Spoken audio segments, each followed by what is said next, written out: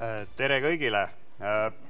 Meil on Peetriga tavaliselt me käime kuskil sellises stuudios koos, kus me teeme oma Nestor ja Koppel podcasti ja täna siin puhul ma arvan, et me üritame nagu midagi sarnast teha.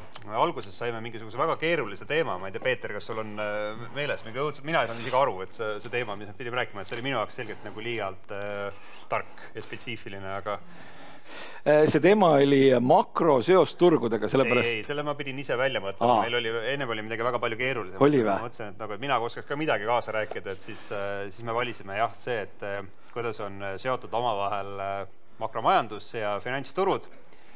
Ja kui mina läksin kunagi panka tööle peaaegu 10 aastat tagasi, siis mulle kõik hakkasid kõlale patsutama, et Mihkel, nüüd hakkab raha tulema, et sa kogu aeg sa oled kogu infoga kursis, küll sa oskad teha nagu väga vahvaid investeerimisotsuseid nüüd.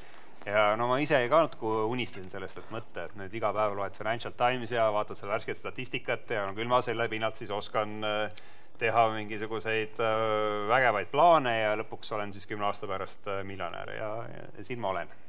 Ehk siis, kui meil oli see, ja mul on väga palju miljonid, et kui see algne nagu ülesande püsitus oli, et jah, et kas makromajandus ja finantsturud, et kas seal on omavahel seos, siis tahaks vastata, et siis, et ei ole või siis mina olen väga halb, et neid seoseid näha. Ja nüüd sa vaatad minu otsa, et kas on seos? Jah, et kas sa oled rikkaks saanud läbi selle? Põhimõtteliselt läbi makro ma küll rikkaks saanud ei ole, natuke rikkamaks olen ma küll saanud. Sellepärast, et näiteks me peame ilmselt mingisugused makroteemad ja indikaatorid läbi käima ja mõtlema, et kuidas need nagu üldist pilti mõjutavad.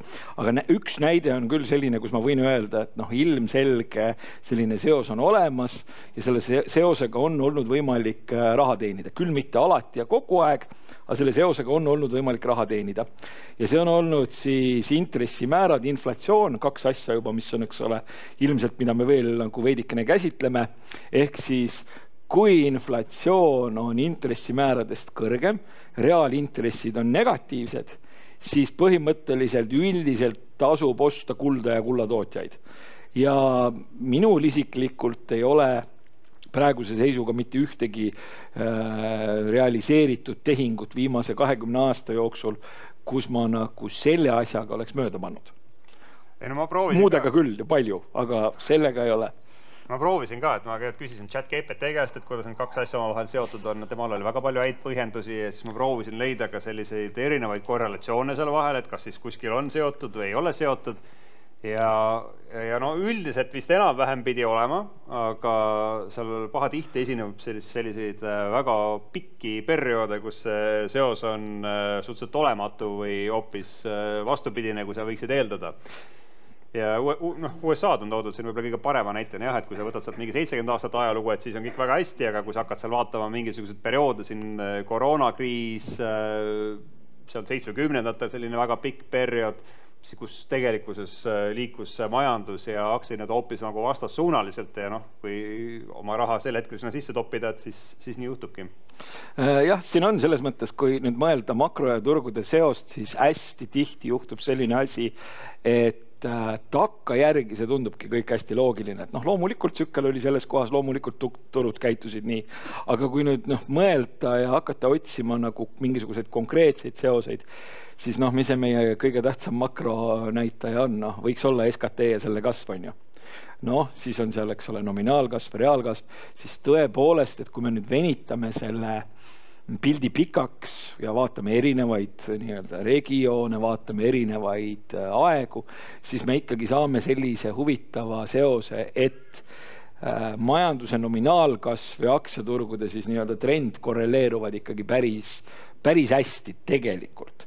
Ehk siis põhimõtteliselt, kui ollagi selline makromees ja üritada sellega kuidagi nagu tekitada seda buldooserit, mis raha kokku lükkab, siis taandubki see justkui selleni, et kui hästi sa suudad prognoosida majanduskasvu ja kuivõrd hästi sa suudad paika panna selle, et millises tsüklifaasis sa oled.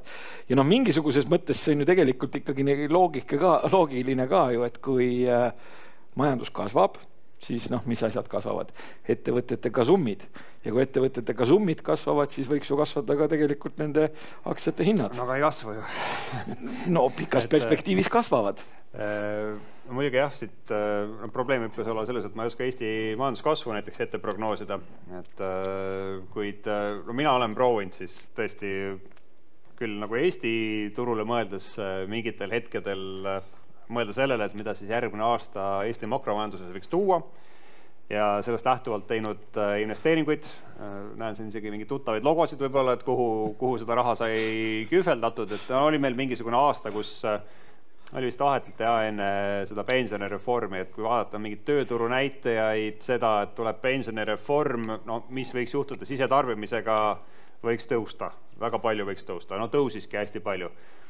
Kui sa vaatad, kas see suur tõus, mis me selle ajakaubanduses nägime, et ta peegeldus ka loomulikult siis nende samade ajakaubandusettevõtete müügitulus, ka kasumid olid tegelikult väga head, aga mis siis nagu aktsiahinnaga, et seal nagu seda seost kuidagi nii hästi küll kuidagi välja ei joonistunud ja sellest tulenevalt siis sai jälle pikaks mindud. Sa üritad seda asja, mulle tundub sellistesse nagu hästi lühikestesse ajavahemikesse nagu ära paigutada, seda loogikat leida ja mis seal salata, ma olen ise ka seda teinud. Ma olen ikkagi, oleme ausad, ma olen Eesti keskmine väikeinvestor, mingisugune see finantsvabadus 50 aasta pärast see mind ei köida, ma ikkagi tahaks panna suunata täpselt õigesse krüptosse selle ja siis loobuda pärast seda sinuga podcasti tegemisest. Ja eks ole, selles mõttes, et eks meil ole raske küll, ma loomulikult tahaks seda sama podcasti teeks suga korra kuus ikkagi, sellepärast, et sa oled keskmiselt suht tore. Aga selles mõttes, et samas jälle, kui sa nüüd tõid selle Eesti näite, hakkasid vaatama, kus meie makro läheb, ja siis üritasid allokeerida kohe kohalikku stokki ja vaadata, et jaekaubandus ja nii edasi, siis ma olen suga täiesti nõus, see ei ole absoluutselt toiminud ja mul on jumala hea meel, et ma ise seda ei teinud. Aga kui sa nüüd mõtled seda kogu meie seda sellist toredat makrotsirkust, mida meil siin alates ütleme 91. aastast on olnud ja 96. aastast nagu börsi kontekstis, siis ikkagi kogu see meie ilus areng on tegelikult päris hästi kajastunud ka kohalikul aktsiaturul. Ehk siis tegelikult, kui sa oled enam-vähem nagu peaaegu laiapõhjaliselt proovinud investeerida distsiplineeritult, viisakalt ja korralikult ja olnud kannatlik, siis sa tegelikult oled saanud ju päris kenasti osa ka sellest, mis majanduses ja makros on toimunud. Jah, aga ma nüüd siin panen ilma andmeteta, et keegi võib mulle Excelit vaadata ja vastu vaielda, aga kui lihtsalt vaadata seda, et kuidas on siis näiteks meil siin kohalik Balti või Eesti aktsiaturg kasvanud, siis see kasv on olnud väga konkurentsivõimeline, see on näiteks SP500-ga võrreldes. Aga kui vaadata seda, et milline on olnud siis võib-olla Eesti suhteline majanduskasvu kiirus võrreldes enamuse arenenud riikidega, siis see on ikkagi olnud väga palju kõrgem, ehk siis ma oleks tahtnud palju rohkem raha teenida, kui siin kohalik aktsiaturg selleks võimalust pakub. Jaa, aga mis see küsimus on siis selles, et aga sa just ütlesid, et sa oled selline tavaline keskmine väikeinvestor, millega ma üldse nõus ei ole, sellepärast, et keskmisel tavalisel väikesel investoril ei ole sõnaga investor riimi minevat nime isegi.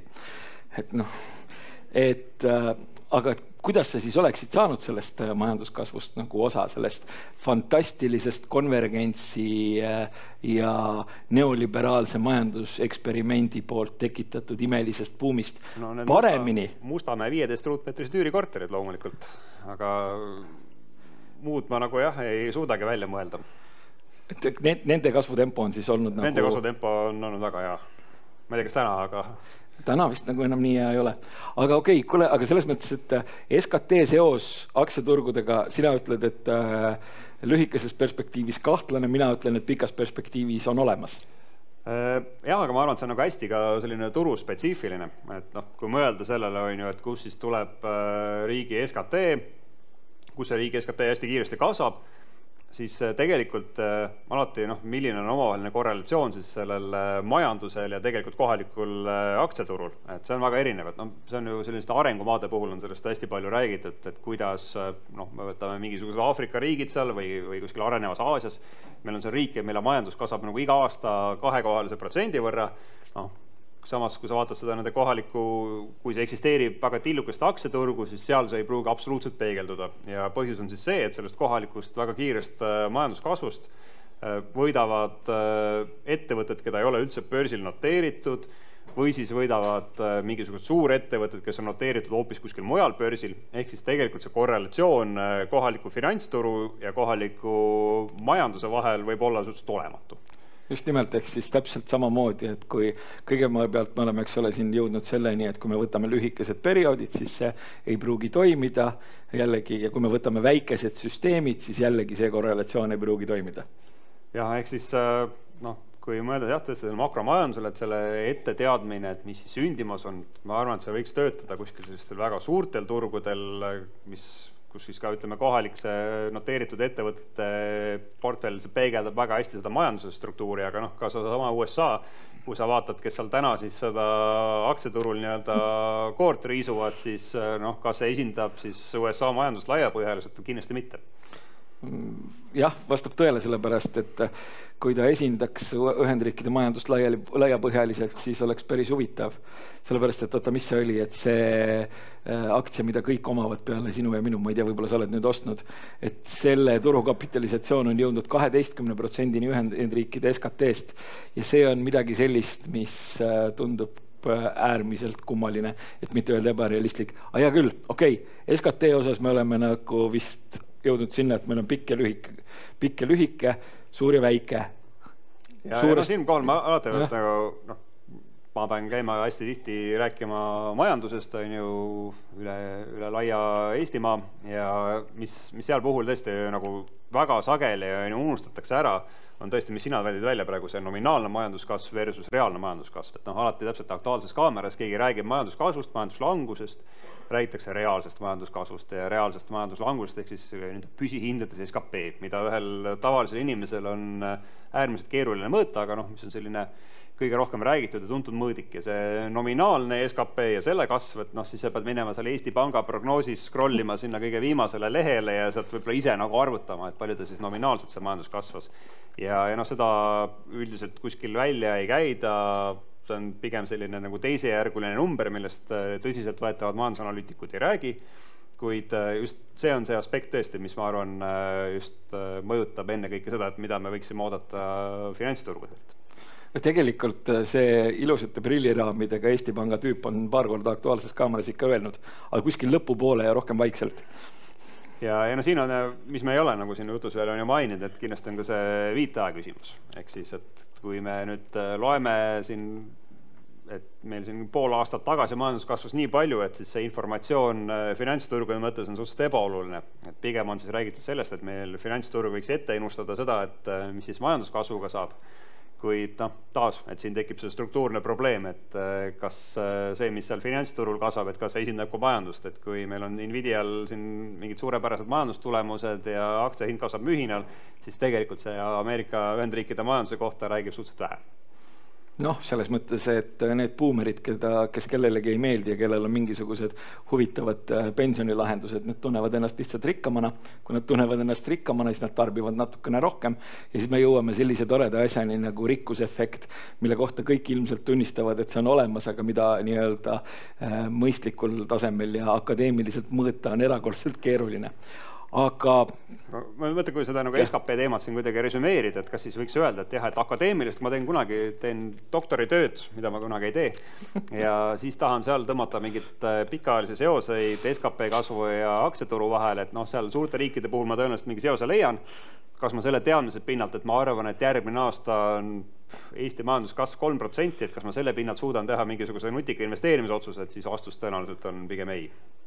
Jah, kusjuures me oleme jõudnud sellisesse kohta, kus ma pean taas tunnistama, et ma olen sinuga erakordselt nõus. Aga meil on ju väga tore selles mõttes nähtus seoses selle SKT kasvuga, millest kõik hästi palju räägivad ja mida paraku ilmselt ka nii mõnigi siin saalis oli ja vähemalt üks meist kahest nagu tunneb enda kuklas ka kogu aeg. Meil on intressimäärad. Intressimäärad on ju lõppude lõpuks see, et kui me mõtleme seda, et mida keskpangad teevad, siis majandus kipub olema selline sinusoidaalne, eks ole, tsüklid. Nii. Ja siis keskpangad liigutavad raha hinda või sellist raha baashinda selleks, et need tsüklid oleks veidikene nii-öelda pehmemad. Ehk siis see tsükkel ei käiks mitte niimoodi, vaid ta käiks niimoodi veidikene laugemalt. Nii. Ja nüüd, kui siis mõelda selle kõige seostele siis nii-öelda finantsturgudega, siis ma jõuan kohe selleni, et noh, kõik räägivad hetkel aktsiaturgudest, aga meil on ju lõppude lõpuks, kuidas selles Šveikis oli, et maakera sees on kera, mis on suurem kui see maakera, et meil on ju lõppude lõpuks ka võlakirjaturud. Ja need võlakirjaturud on nagu tegelikult, kui me nüüd nagu päris ausad oleme, nii omavahel ütleme, need on tegelikult tähtsamad kui aktsiaturg on. Ja siis meil on veel valuutaturud ja seal see intressimäärade teema mõlemal juhul on ikka erakordselt tähtis. Sellepärast, et kui me nüüd hakkame mõtlema sellele, et noh, millised need nii-öelda ootused on, kui oodatakse, et intressimäärad lähevad alla, noh, võlakirjade hinnad lähevad ülesse ja need võimalused sealt ka nendelt nii-öelda võlakirjaturgudelt teenida tegelikult on suhteliselt märkimisväärsed, kui sa nagu veidigi suudad täppi panna selle, et mismoodi need nii-öelda ootused liiguvad. Siin muidugi tekib nüüd see ärge Jupiter küsimus, et üks Eesti keskmine väikeinvestor versus Redgate Wealthi rahaboss, et vaata väikeinvestoril sageli sellest võlakirjaturu liikumistest on oluliselt keerulisem ka osa saada, et pigem on siis, kui meil mõni kohalik väikeettevõte siin ülitab mingisugust võlakirja, et siis on selline korraks võimalus midagi krabada, aga neid krabajaid tundub, et viimasel ajal on oluliselt rohkem, kui neid reaalseid investeerimisvõimalusi sellesse on. Aga jah, suures pildis, kui me räägime suurest rahast maailmaturgudel, siis sinuga kahtlemata nõus. Kuid ma ei tea, kas väikeinvestoril, ma küsin onu Peetri käest, et kuidas siis saab? Väikeinvestoril põhimõtteliselt, ma toon siin sellise toreda näite, kuidas üks ilmselgelt väikeinvestor võttis mul nööbist kinni, ütles, et kuule Peeter, vaata, euro eest mina saan praegu 3, dollari eest mina saan veits üle 5, äkki ma keeran kõik dollariks ja saan veits üle 5. Siis ma ütlen, et jaa, selles mõttes, et tõepoolest on intressimäärade vahe, aga valuutakurss liigub ka ja siis ma pidin talle seletama, miks valuutakurss ka nii-öelda liigub. No, Türgi liiris saab jah päris kena intressi, ta õnneks ei teadnud. Ja ma kujutan ette, et Türgi liiri vist, ma küll nägin siin valuutavahetaja ettevõtte inimesi ka ringi liikumas, et ma ei tea, kui palju nagu Türgi liiris riski saab võtta. Kindlasti muidugi mingi ETF on olemas. Aga ühesõnaga, tegelikult selliseid asju niimoodi ka väiksed tegelased küsivad. Ja teine asi on see, et ütleme, kui sa sellest seosest aru saad, sellest nii-öelda intressimäärade ootusest, siis võib-olla mingisugused asjad tunduvad sulle selgelt loogilisemad, kui nad muidu tunduksid. Sellepärast, et kui me nüüd võtame selle ainsa päris valuuta, on ju, dollari, et noh, kõik ülejäänud teatavasti on rahvatantsjad. Nii, siis dollari intressid on 0, on ju, siis on nagu ilmselge, et on nagu ühte sorti keskkond. Kui dollari intress on 5, siis on ilmselge, et on teistsugune keskkond. Ehk siis üks asi on juba see, et muidu, eks ole, nagu me oleme ka oma taskuhäälingus arutanud, et muidu siis nii-öelda suur kogus raha paanilis-hüsteeriliselt võtab üha kõrgema riskiga, ajab taga üha madalamat tootlust. See on siis, kui nii-öelda 0 intressimäärade tasemel. Aga kui see on 5, siis ollakse nagu rahulikud. See on üks aspekt. Teine aspekt on see, et kui me hakkame võib-olla, lähme natukene finantstehnilisemaks ja mõtleme siis mingisugustele fundamentaalselt õigustatud hinnatasemetel. Jah, just nimelt. Siis pead sa mõnda aktsiat, mis on nagu fundamentaalselt õigustatud hinnatasemel? Mitmeid. Ma võin sulle isegi saata sellise tabeli, kus on kallid, mõistlikud ja odavad. Seega, kuidas nad edasi liiguvad, see on muidugi täiesti ise asi. Aga noh, ütleme, sul peab olema mingisugune koht, kus sa nagu kinni ikkagi hakkad. Nii. Ja on väga selge vahe selles, kas sa sinna Excelisse, kus sa siis nii-öelda üritad seda nii-öelda hinnataset leida, kas sa sellesse lahtrisse paned nagu 0,1, 0,5 või 5. Sa saad ikkagi nagu väga erinevad õigustatud hinnatasemed. Ja põhimõtteliselt ütleme kohaliku nagu startup kogukonna jaoks oli minu meelest suhteliselt suur üllatus, et ühel hetkel kuidagi see finantseerimine või see võimekus või võimalus raha kaasata võttis päris kiiresti nagu kuivas kokku. Et üks aasta oli tulp laes, järgmine aasta nagu õieti polnudki teist. Ja seal ei olnudki mitte midagi muud, ei olnud selle taga kui see, et kõrgete intressidega osa raha rahuneb maha, osa raha lihtsalt istub kontol, rahaturufondis, võlakirjades.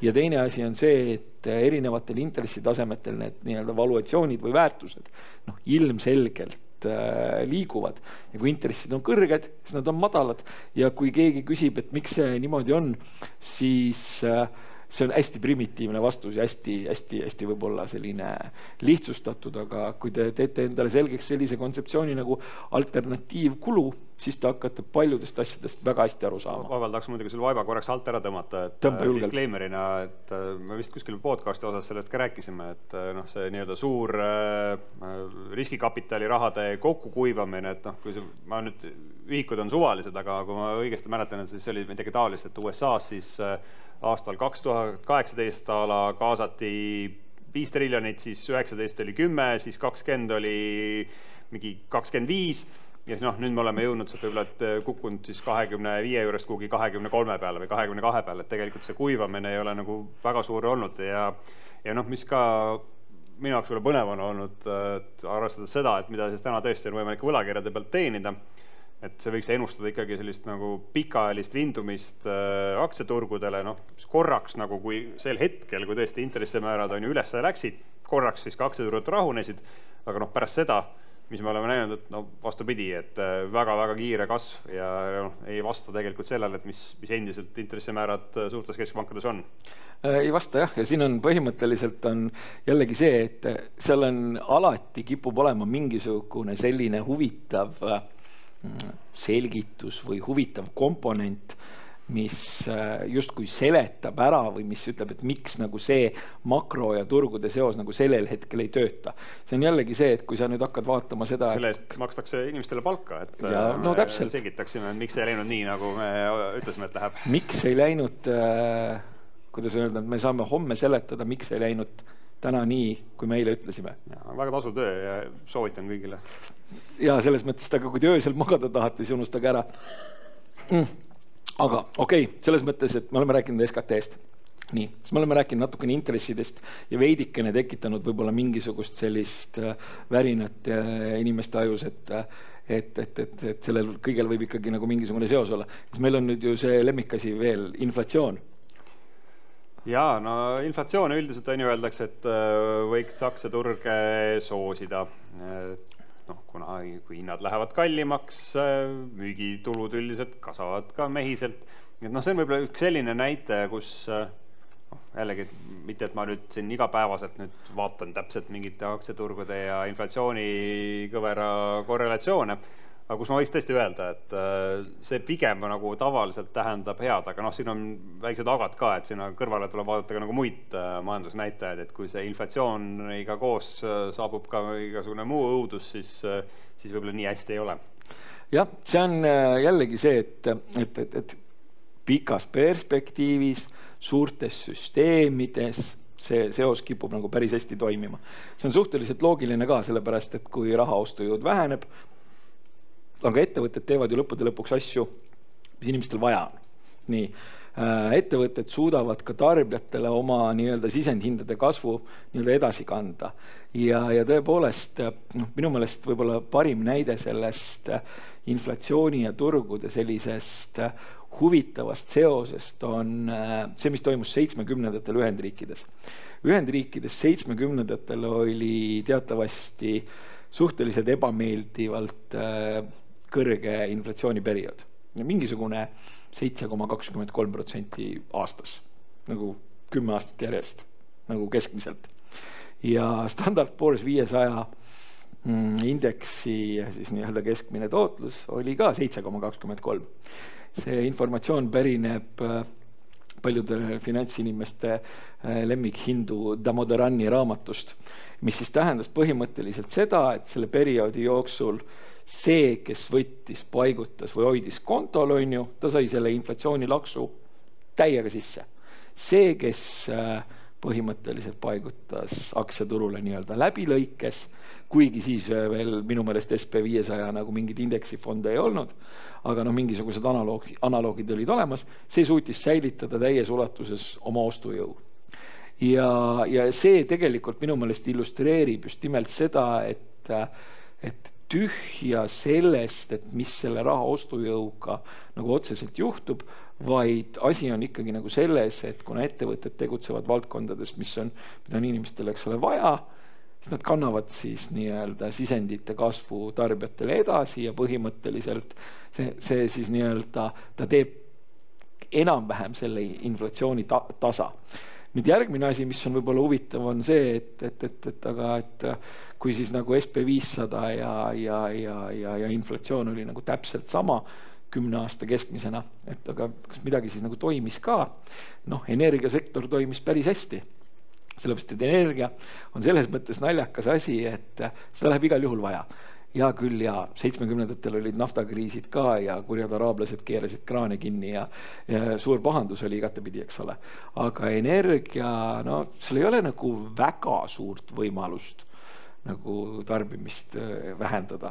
Ja järgmine asi on siis veel see, et kui sa oled energiaettevõte ja sul on mingisugused reservid, inflatsioonilises keskkonnas, võiks ka ju eeldada, et sul nende reservide väärtus kasvab. Ja lõppkokkuvõttes ongi vähemalt ajaloolises kontekstis kõige parem inflatsiooni hedge olnud energiasektor. Ja inflatsiooni puhul, ütleme makronäitajate probleem sageli on see, et meil mingid päris numbrid tekivad oluliselt hiljem, kui see sündmus on siis ajaliselt majanduses ära toimunud. See inflatsioon on esiteks kiiresti mõõdetav näitaja ja mis on ka, ütleme, praktiliselt kõigis riikides on ju mõõdetakse ka inimeste inflatsiooni ootuseid, ehk siis mida inimesed arvavad, mis hindadega hakkab sündima. Ja võib-olla see inflatsiooni ootuste pool võiks olla ka midagi sellist, mis annab nagu märku sellest, et kuhu siis raha võiks suunduma hakata. Et Eestis näiteks meil oli selline, tulen korraks nagu aktsiaturgude juurest sealt USA-s Eesti kinnisvaraturu juurde, mis jällegi seda keskmist Eesti väikeinvestorit võib-olla kõige rohkem huvitab, siis meil oli selline aastaid suur hala ja nutt sellest on ju, et kuidas Eesti kinnisvara hinnad kasvavad väga kiiresti ja tõepoolest nad kasvasidki, aga nad kasvasid tegelikult siis täpselt samas tempos Eesti keskmise brutopalga kasvuga. Ja sellest tulenevalt kinnisvara kättesaadavus püsis kogu aeg täpselt selline flat ühtlane jooneke, nii täpselt nagu surnud oleks, eks.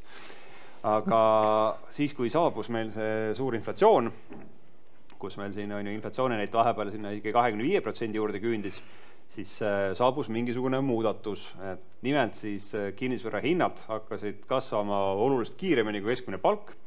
Ja kui meil enne oli selline nagu loll seaduspära, et Eesti keskmine brutokuupalk võrdus umbes ühe keskmise korteri ruutmeetriga, ikka 1:1 seos, et siis see näitaja tõusis isegi korraks nagu 1,15, 1,2 isegi ära. Ja ma olen proovinud seda siis mingite kinnisvara spetsialistidega arutada, et mis selle tagamaa oli, siis mulle ütleme loona meeldib muidugi rohkem see, et meil oli siin paar exit-diili, mille läbi siis paarsada inimesed väga rikkaks ja ostsid Noblessneri tühjaks. Et see on nagu minu jaoks nagu lõbusam lugu, aga mis see nagu ütleme üle makromajandust rohkem puudutab, on see, et ikkagi meil on Eestis ju suhteliselt hulk majapidamisi, kellel on raha, ütleme, piisavalt enda jaoks ja kipub ülegi jääma.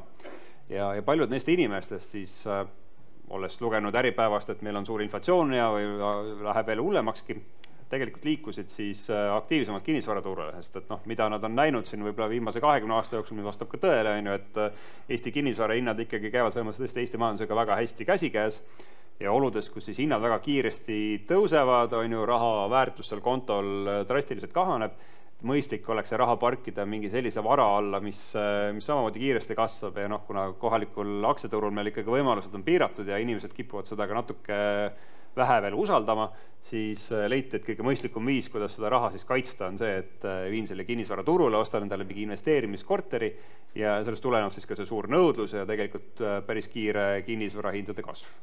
Jah, minu mõelest need tüübid küll, kes Noblessneri tühjaks ostsid, need vist antakse Ühendriikidele välja nüüd. Mõni jääb ikkagi kodumaale ka, ma loodan. Aga jah, selles mõttes, et sa mainisid sellist väga olulist asja nagu inflatsiooni ootused. Sellepärast, et inflatsiooni ootused põhimõtteliselt, kui enne sai räägitud sellest, et kuidas keskpangad, eks ole, üritavad seda tsüklit natukene tasandada, et ta ei oleks nagu niivõrd järsk ja kui ta on tasasem, siis ta on inimestele nagu kergem taluda, siis põhimõtteliselt teine asi on ju see, et keskpangad üritavad ka inflatsiooni ohjeldada või ohjata või tekitada sellistesse. Vaatab edukalt. Ja tõepoolest, teevad seda täiesti fantastiliselt edukad ja kõige edukam on seal juures veel nende kommunikatsioon. ma võin korrata selle kommunikatsiooni üle. Kõigepealt öeldi, et ei tule, siis ikkagi tuli. Siis öeldi, et ei tule suur, tuli suur. Siis öeldi, et tuleb ajutine. Ja siis kestis ja siis hakati väga kiiresti intressi tõstma. Ehk siis põhimõtteliselt me jõuame nende intressimääradeni tagasi. Kui on inflatsiooni ootused, siis need tegelikult kajastuvad mingisugusel hetkel ka võlakirjade hindades päris jõuliselt, sellepärast, et kui ikkagi viskab inflatsiooni üles, siis tõenäoliselt turg eeldab, et intressimäärad võiksid minna üles ja siis see tekitab võlakirjaturgudel võib-olla mõningase liikumise alla.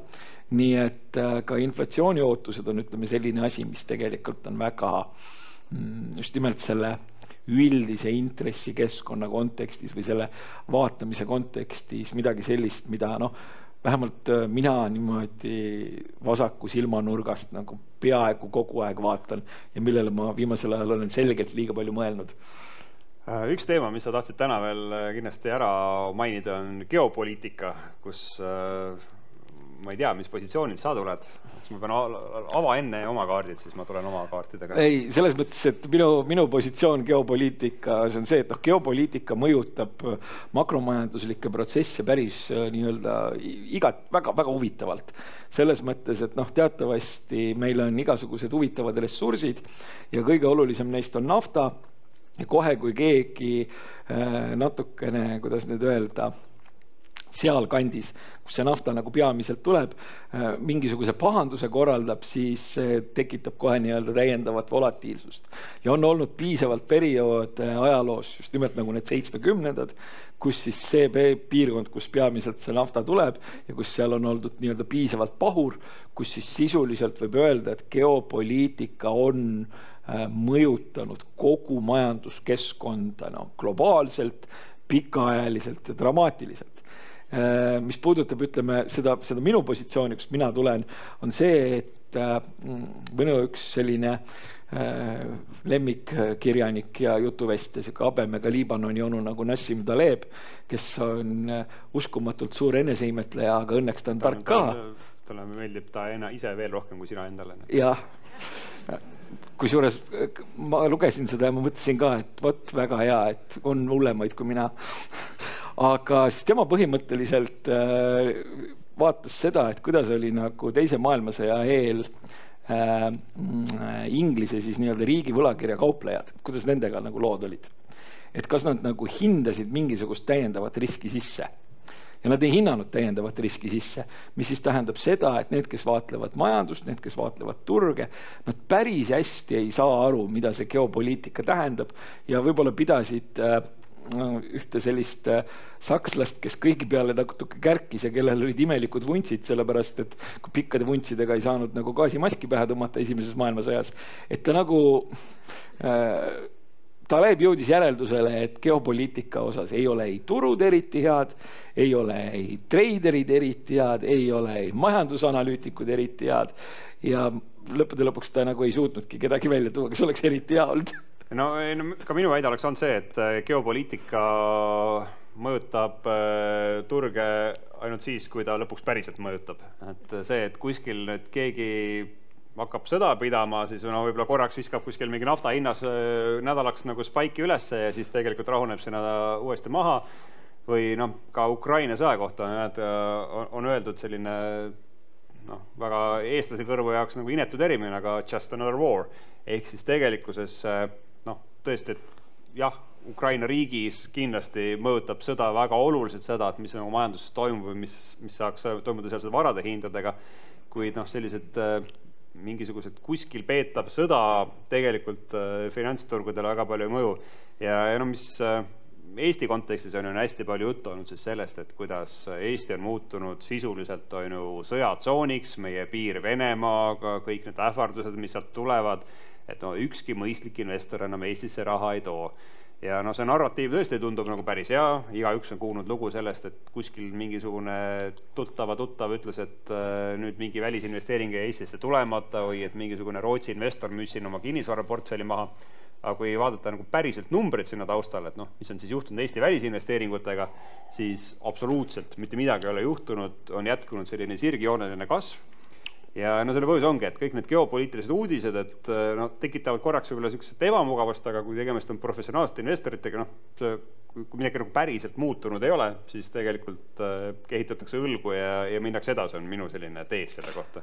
Noh, aga mingisugused sektsioonid on ikkagi nagu päris ka huvitavamad, sellepärast, et kui te nüüd vaatate seda, et kuidas sõjatööstus, millest on ka päris palju ettevõtteid tegelikult börsil kaubeldavad, kuidas kõigepealt see bränditi ümber kaitsetööstuseks.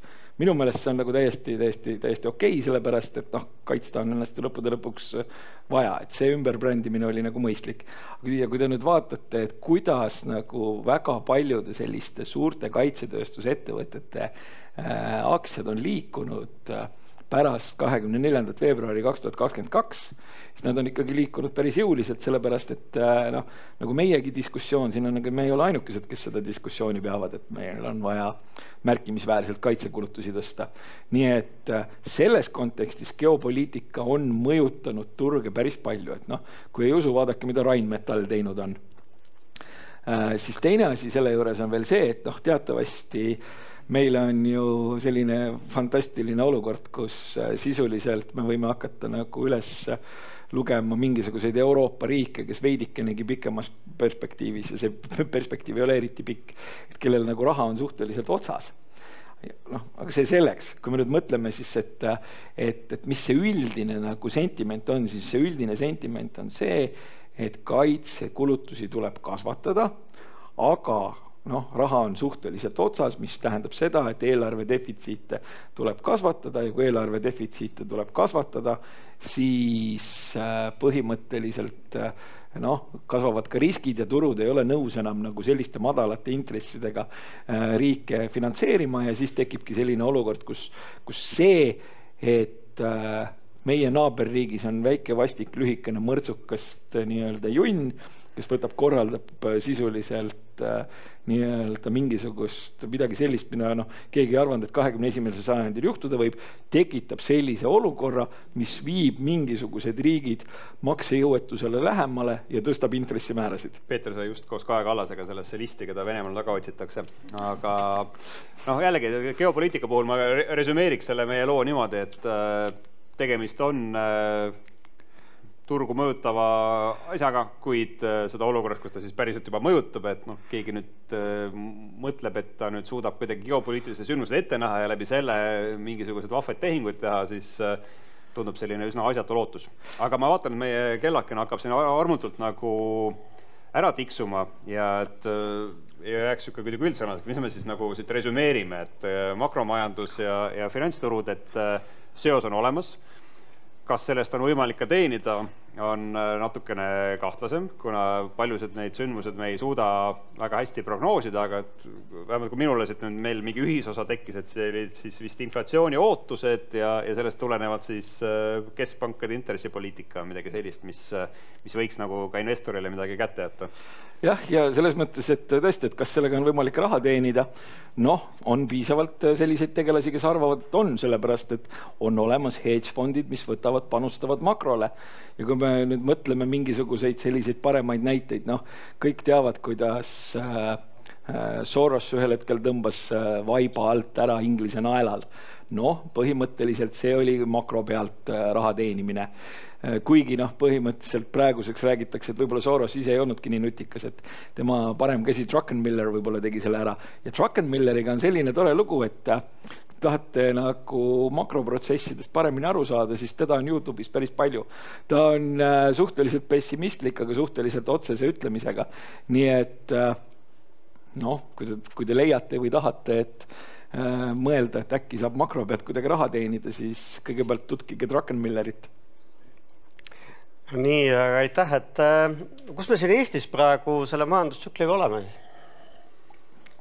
Sellega on nii keeruline lugu meil, et no ma ütlen, et kui aktuaalset kaamerat vaatad, tuleb endal ka nagu masendus peale. Kui vaatad igasuguseid muid näitajaid, siis just kui see on see kriis, kus ma tahan elada, et see tuleb jälle see nagu see nominaalne versus reaalne majanduskasvu küsimus. Et noh, tegelikult noh, kui mina pean vaatama seda Eesti majanduse nagu üldist pilti, siis mina olen suhteliselt pigem nagu olukorraga rahul isegi, võiks öelda, et noh, vähemalt need ootused, mis meil siin vahepeal olid, et oi, kus nüüd tuleb tööpuudus, pankrotilaine ja kõik selline, et absoluutselt mitte midagi sellist pole juhtunud. Eesti on üks kõige kõrgema tööhõivega riike kogu Euroopas.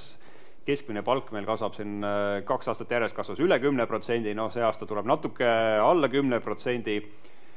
Töökohti endiselt on inimestel võimalik valida, ettevõtete puhvrid on tugevad, tegelikult jah, et natuke nagu see, mul on ka mulje, et inimesed arvavad, et kõik on jube halvasti Eesti majandusega, et tegelikult ei ole.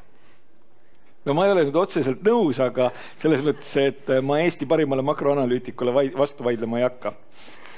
Ma küsin, et kas siis riigieelarve miinused, kas on pigem kokku kogumata tulud või üleliigsed kulud? Oi, siin me saaks Peetriga kindlasti vaielda. Ja selles mõttes, et ma olen kohe, kuidas nüüd öelda. Aga enne võid vaidlema hakata. Ei, ma ei hakka vaidlema, ma ütlen, ei, selles mõttes, et kõigepealt kolmandikule kinga ja siis vaatame edasi. Jumal. See kõlab väga hästi, aga kui nüüd päriselt hakata ja isegi kui seda teha, siis mõtleme kahjuks Eesti riigieelarvele selle mõju on komakoha võrra. Et suures pildis minu arust on Eesti probleem see, et elu on paremaks läinud, Peeter ostis kallima uuema BMW, ta sai endale küll üürikorteri, aga nagu parema üürikorteri. Tõesõnaga Peetri elu on väga palju paremaks läinud ja Peetri ootused ühiskonnale ja pakutavale teenustele, millal ta saab arsti juurde, kui hea on see tee. Peetri ootused on kõvasti kasvanud, aga samas Peeter on jäänud kinni oma sellesse mõttevalli, kus ta tahab maksta väga madalaid makse ja selle haigutab selline suur lõhe. Ja Peeter võib üldistada Eesti ühiskonna peale, et kõik tahavad sellised nagu avalikke teenused, nagu me saame Põhjamaades, aga maksta tahaks makse sama palju, kui kuskil Ida-Euroopas on kombeks maksa, ehk siis üldse peaaegu mitte.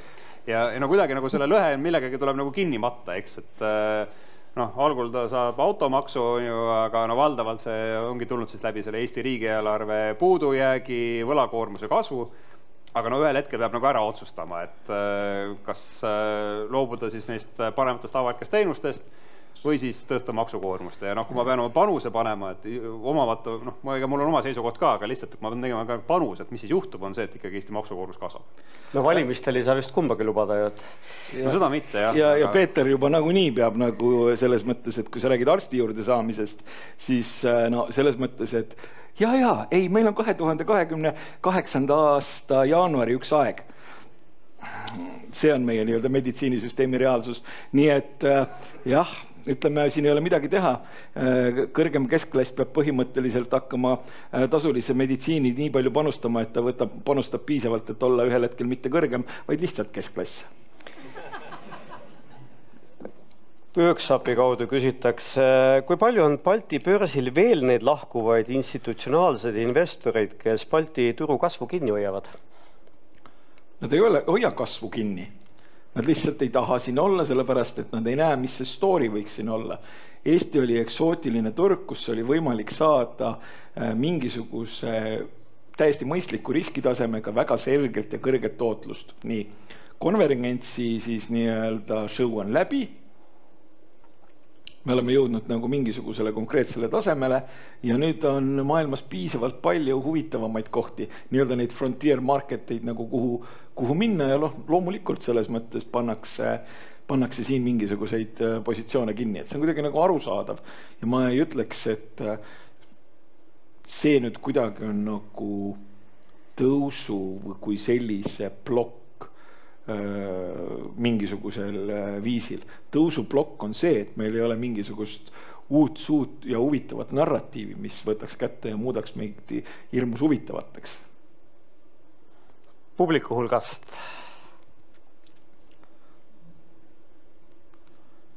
Räägite enesemeetlusest, tuleb midagi üks pealkiri oma mängus.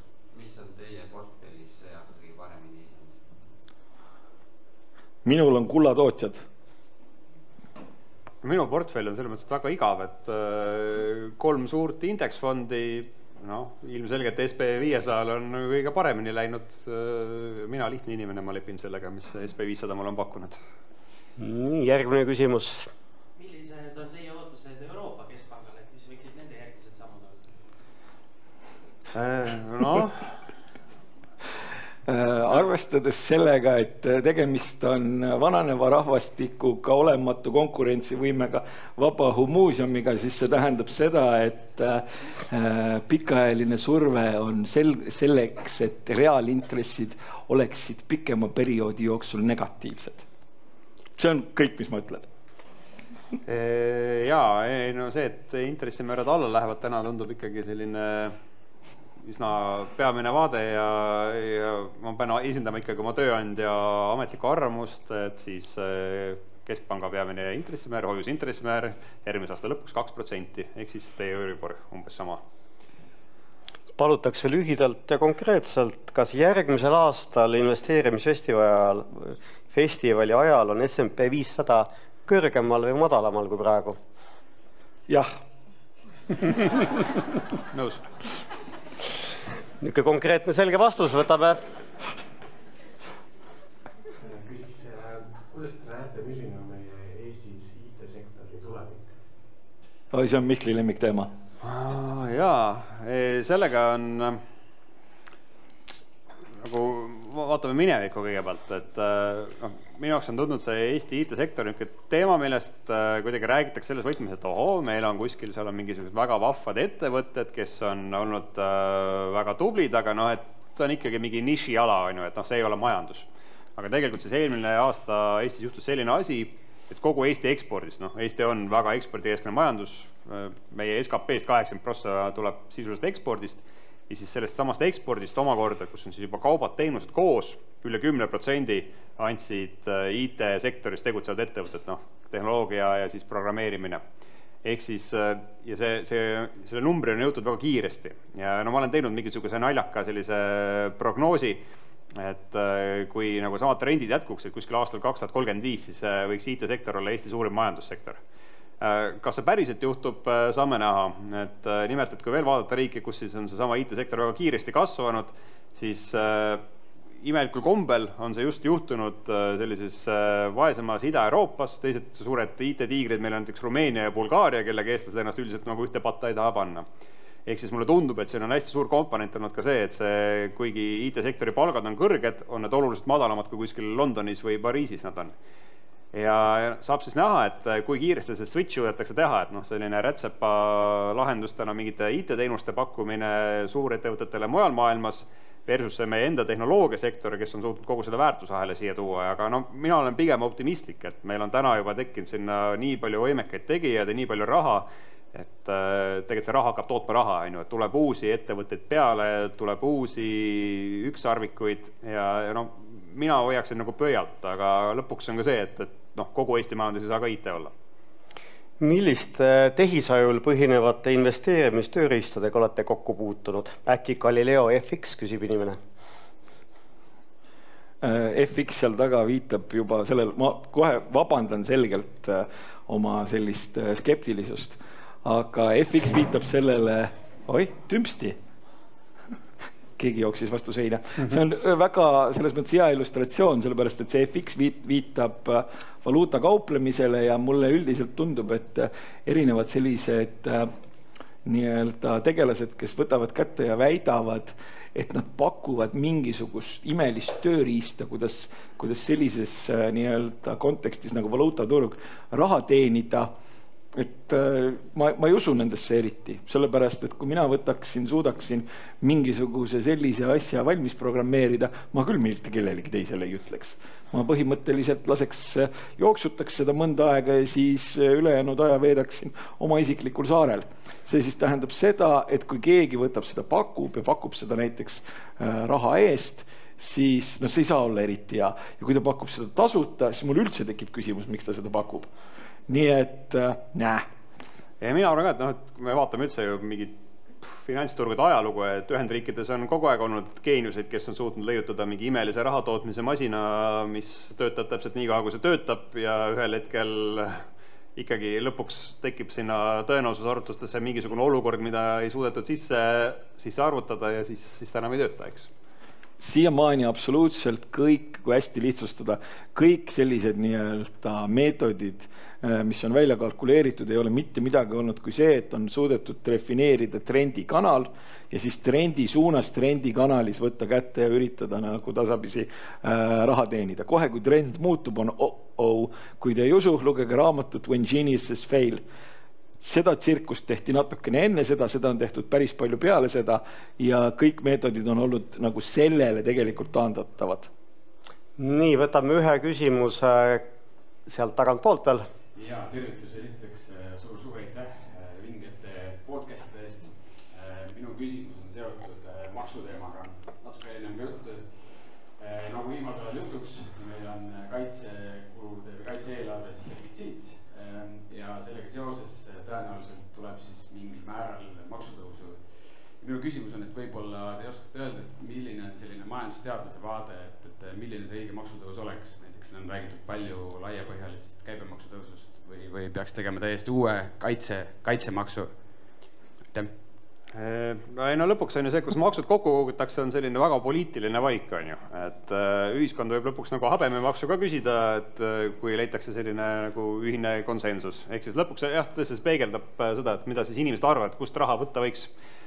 Mida ütleksid mingid maksuteoreetikud, muidugi on tegelikult vist see, mis on läbi käinud, et selline ühtlane, hästi väikene maksukene, mis nagu eriti inimesed keegi tähele ei pane, aga tegelikkuses annab siis väga korraliku kopika kokku. Ehk siis kõigile natukene, et on see, mida maksuekspert soovitaks ilmselt. Ja siin ma ka absoluutselt ei vaidle ja see on ainukene see koht, kus Mihkel siin ütles, et minu nagu, kuidas nüüd öelda, ootused avalikele teenustele on kasvanud. Tegelikult ei ole nagu kasvanud. Aga see on nüüd nagu see koht, et kui mingisugune asi bränditakse nagu kaitseotstarbelises, siis sellega olen isegi mina nõus. Kunagi politseikroonikas öeldi selle kohta, mis sa räägid, et sööb ja salgab. Jah. Võrklaeva võlakirjul plaanite märkida? Selles mõttes, et kuidas nüüd öelda, et ma arvan, et teised märgivad need ära sellepärast, et see tootlus ei ole piisavalt minu jaoks atraktiivne.